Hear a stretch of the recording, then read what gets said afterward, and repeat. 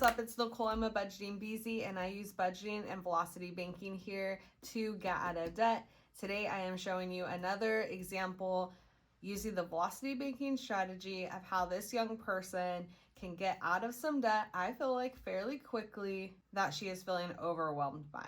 First step in velocity banking is know your numbers.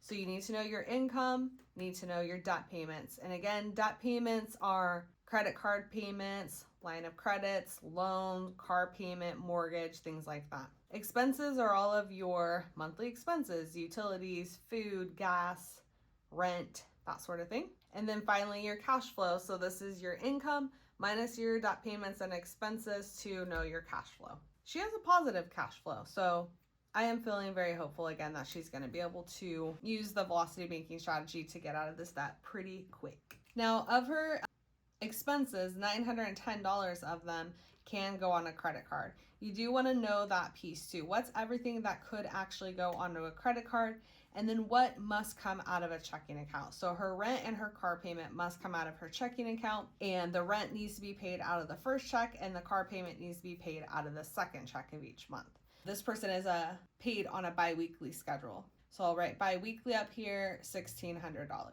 right, credit card number 1 has an $1,800 balance, and credit card number 2 has a $300 balance. Now with the income transfer, with the first paycheck, we're actually going to be wiping out both of these minimum payments, because when you do an income transfer, that satisfies those monthly payments. So right away, I can decrease her debt payments by $110. So that would just be $342, which is her car payment.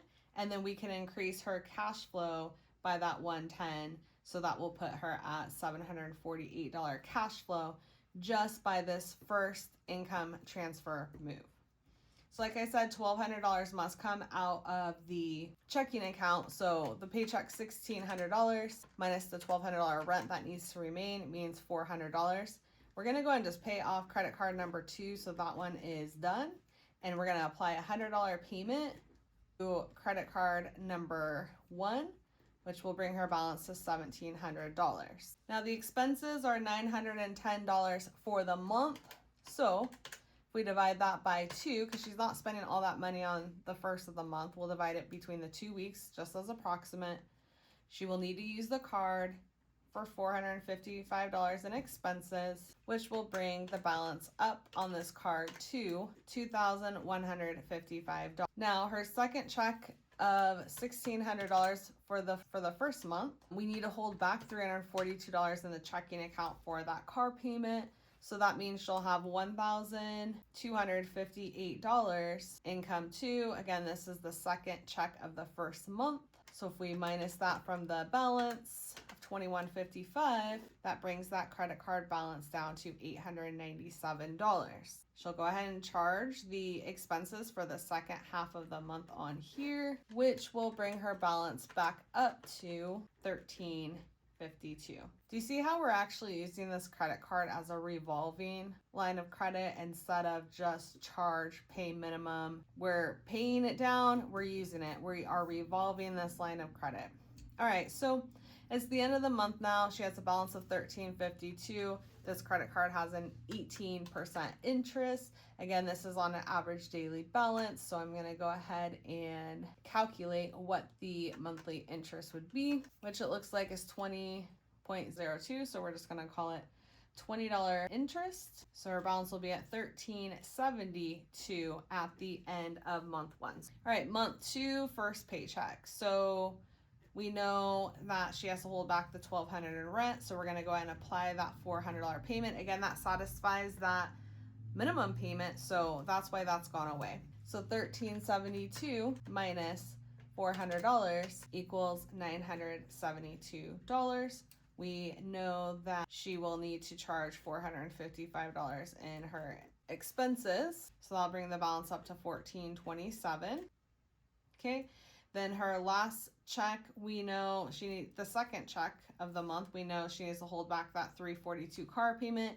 So that means she can apply $12.58 income for. So this is the second check of the second month that we're doing this strategy. Minus $12.58 equals $169. And then we know that she has about $455 in expenses that will go on this card during the last 2 weeks of the month. So we'll add that back in and she will be at $624. And then we'll add in the interest, which shouldn't actually be that much, but let me go ahead and calculate it here. Okay, it'd be about $923 for interest. So I'll add that to the $624, which will bring her balance to $633.23. So we know on the third month income first check of the third month, which would be income 5 for our record keeping, we know that she can apply $400. So that's going to bring her balance down to $233.23. Again, she's going to charge the $455 in expenses. So let's add $233 plus $455 plus 0.23 for the change there. So that'll bring her balance to $688.23. So when we know her second check of the third month, which would be income 6, there is $1,258 available cash. She doesn't even need that all. So we would just pay the $688.23 and that balance is at 0. So as a bi-weekly pay schedule person, by her sixth check, so 3 months essentially, she could have this credit card paid off. She would still have positive cash flow in her bank, and she could continue to use this credit card as just an expense card. Use it for all your expenses and then, pay it off with each check. Now, what I would what I'm seeing could be beneficial to this person. Neither of their credit cards are with their actual bank. So if they can get either a credit card or a line of credit with their bank where they can actually be able to transfer money from the credit card over to the checking account and vice versa, that would be ideal, because then she could be paycheck parking her rent and car payment monies on any debt that she did have and then pull the money out a day before, the payment's going to come out of her checking account to really lower that average daily balance. So let me just run some numbers here real quick. $12.50 is what she has available on her second paycheck of the month after her car payment. We just paid $688.23. That didn't add up right. $12.58 minus $688.23. So she would have $569 remaining in cash in her checking account with this credit card being paid off.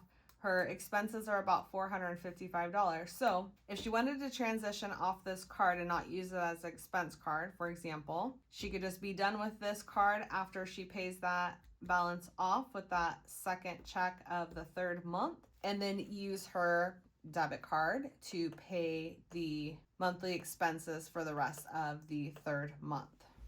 All right, so you can see how the velocity banking strategy can help you cycle out of some debt pretty quickly by using your income as a tool, paycheck park on the debt, reducing that average daily balance and thus the interest that you'd pay, and not get stuck in the payment trap. Like, I only have to pay $80. I only have to pay $30. Well, if you're only making these minimum payments, all of our credit card statements show us if you make your minimum payment, it will take you 12.3 years to pay this off, and you will pay your soul in interest, right?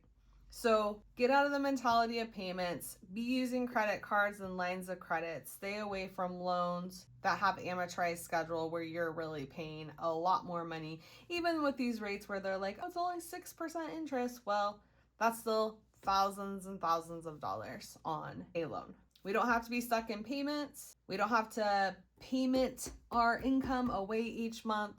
There is lots of different ways that you can really get out of debt quickly and as cheap as possible. I hope you all learned something new or at least enjoyed what I went over today. Take a look at your own numbers and see what sort of math shows up for you. It's not magic, it's just math, and how this can really help You know, I like to say budgeting is hot, velocity banking is hot, and I do like to do cash stuffing still, even as a velocity banker, which probably makes zero sense to a lot of you, and I struggle with it personally too, but I like to cash stuff and I like to use it as a tool to stay more accountable. So, you know, do whatever works for you. Take what you can from information that's presented and leave what's not relevant to you or what you don't think would be helpful to you. Okay, have a great weekend, you guys, and take care. See you next time.